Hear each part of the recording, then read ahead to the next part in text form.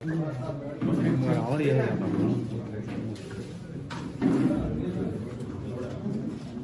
अल्लाह के नाम से जो बड़ा मेहरबान निहायत रहम करने वाला है। आप सबको मैं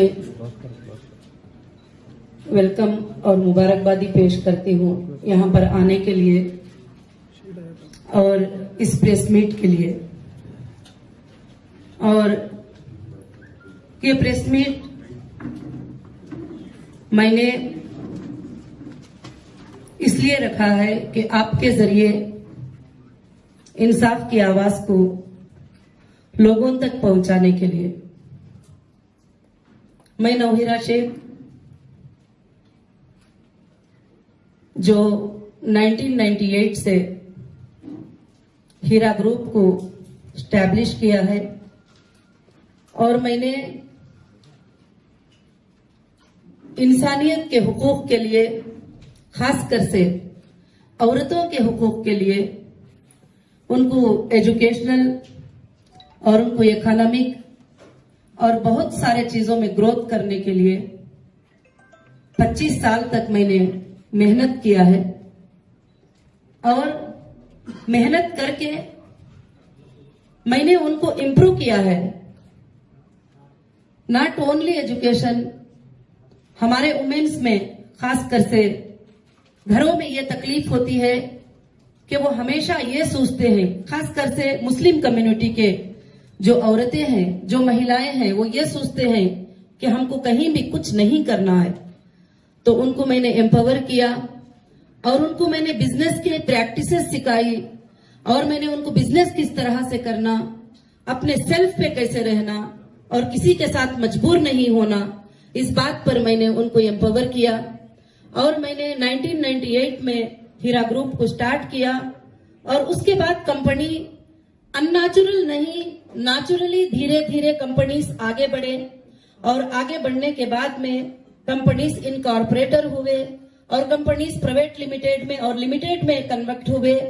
और इन कंपनीज पर जो बिजनेस चलता था वो एक लीगल प्रोसेस से बिजनेस चल रहा था। और ये कंपनी खासकर से कई औरतों के लिए, इंडिया के लाखों के औरतों के लिए ये कंपनी एक कमाई का जरिया बनी थी और उनको एक जीने का जरिया बनी थी। टेक्सटाइल में, ज्वेलरी में, प्रोडक्ट में, फूड प्रोडक्ट में, सब कुछ बस ये कंपनी बहुत स्मूथली चल रही थी। 1998 से 2008 तक इस कंपनी का ना कोई कंप्लेंट रहा, ना ये कंपनी पर कोई इल्जाम रहा।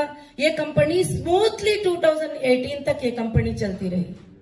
आज मैं प्रेस के जरिए से, मीडिया के जरिए से जो कुछ बातें हैं वो ये बताना चाहती हूँ, ये बहुत जरूरी है सारे हिंदुस्तान के बिजनेसमैन के लिए भी और सारे हिंदुस्तान के वुमेन्स के लिए भी और सबके लिए भी ये बहुत जरूरत है। उसके बाद में कुछ ब्लैकमेलर, कुछ सताने वाले लोग, कुछ एक्सट्रॉशन करने वाले लोग, उन्होंने इलीगल तरीके से हमसे जो डिमांड करते थे उन डिमांडों को हमने पूरा नहीं किया। तो उसके बाद वो लोग जो है कुछ एक छोटी सी बात, एक जीएसटी का छोटा सा प्रॉब्लम आने की वजह से कुछ दिनों तक कस्टमर को पेमेंट की पॉलिसी चेंज हुई। ना कंपनी ने कभी लॉस डिक्लेयर किया था, ना कंपनी ने कोई शोरूम को बंद किया था, ना कंपनी ने कोई ऑफिस को बंद किया था, ना कंपनी की सीईओ कहीं भागी थी, ना कंपनी कहीं पर गई थी।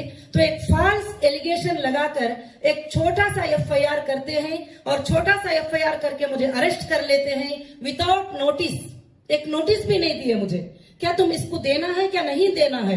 तो डायरेक्ट एक एफआईआर पे मुझे दिल्ली आके अरेस्ट करते हैं और अरेस्ट करके अंदर रखते हैं। जब मुझे सेशन कोर्ट बेल देती है तो फिर महाराष्ट्र से एक छोटा एफआईआर करके बुलाते हैं। यहाँ तक के ऑफिशियल जो ईओडब्ल्यू हैं वो ईओडब्ल्यू के गाइडलाइंस को भी फॉलो नहीं हुए। उनके लिमिट्स क्या हैं, कितने पेमेंट पे एफआईआर कर सकते हैं, कितने फ्रॉड पर वो इन्वॉल्व हो सकते हैं, उन्होंने सोचा नहीं। 3 लाख पे, 2 लाख पे, 50,000 पे उन्होंने मुझे एफआईआर किया और टोटल इंडिया 2 साल 5 महीने मुझे जो है जुडिशियल कस्टडी में रखे। और इंडिया के सबसे बड़े क्रिमिनल को भी 14 डेज से ज्यादा पीसी में रखना अलाउ नहीं है। मगर मुझे एक औरत होने के बावजूद भी 8 मंथ मोर देन 8 मंथ्स जो है पुलिस कस्टडी में अंडर प्रेशर रखे। एक ही सीईओ थी, एक ही कंपनी थी, वही क्वेश्चन था, वही बात थी, मगर बार बार 14 दिन कस्टडी में लेना, 7 दिन कस्टडी में लेना। इसका मतलब ये था कि जो एक्सटॉर्शन करने वाले थे, जो इसके पीछे हैं, वो ये चाहते थे कि मैं हमेशा अंदर रह जाऊं और वो मेरे प्रॉपर्टियों पर कब्जा कर ले और प्रॉपर्टियों पर जमा कर ले। मैं ये बात बताना चाहती हूं कि जब ईओडब्ल्यू इकोनॉमिक ऑफेंस अगर इस तरह से करने जाएंगे तो इंडिया की इकोनॉमिक टूट जाएगी।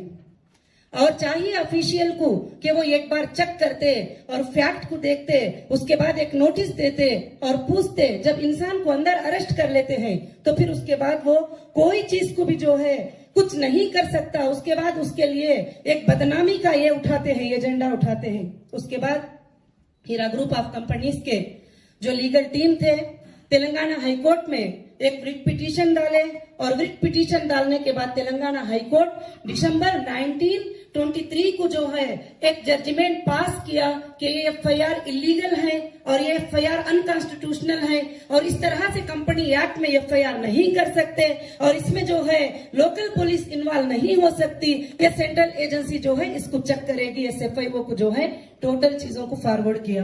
उसके